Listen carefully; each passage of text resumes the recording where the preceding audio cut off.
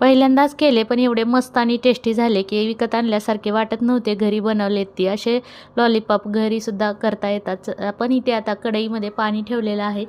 पाण्याला उकळी आली, की यामध्ये फ्लॉवरचे तुकडे घालून घ्यायचे आणि थोडंसं मीठ घालायचं म्हणजे टेस्टसुद्धा छान येते. तर ह्याला आता 5 मिनिट चांगलं उकळवू द्यायचं आणि उकळल्यानंतर काढून घ्यायचं आहे. तर इथे पाऊण वाटी मैदा घेतला आहे, चाळून घेतलेला आहे मैदा आणि अर्धी वाटी कॉर्नफ्लॉवर घेतलेला आहे. यामध्ये आता चवीपुरतं मीठ घालून घेतले आपण आणि बेडगी मिरची पावडर घातली म्हणजे कलरसुद्धा छान येतो. कलर वगैरे आपण याच्यामध्ये वापरलेला नाही. तरीसुद्धा याला मस्त कलर आलेला आहे. आता यामध्ये शेजवान चटणी घातली 1 चमचाभर.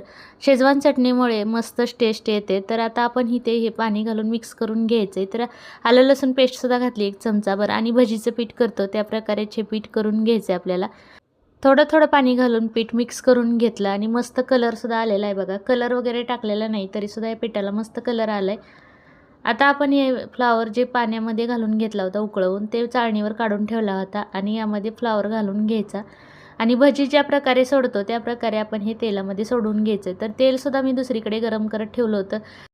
तेल चांगलं गरम व्हायला पाहिजे. तर तेल चांगलं गरम झालेलं आहे. मिडियम गॅसवर हे लॉलीपॉप चांगले तळून घ्यायचे. तर अगदी विकत आणल्यासारखे लागतात. तर बाहेर कलर वगैरे वापरतात आणि तळलेलं तेल तेच वापरतात. तर घरीच आपण असे केले तर मुलांनासुद्धा नक्की आवडतील. सुद्धा नाही तळेपर्यंतसुद्धा पटापट संपतात. तर बघा मस्त कलर आलेला आहे आणि आता हे मी सगळे काढून घेते.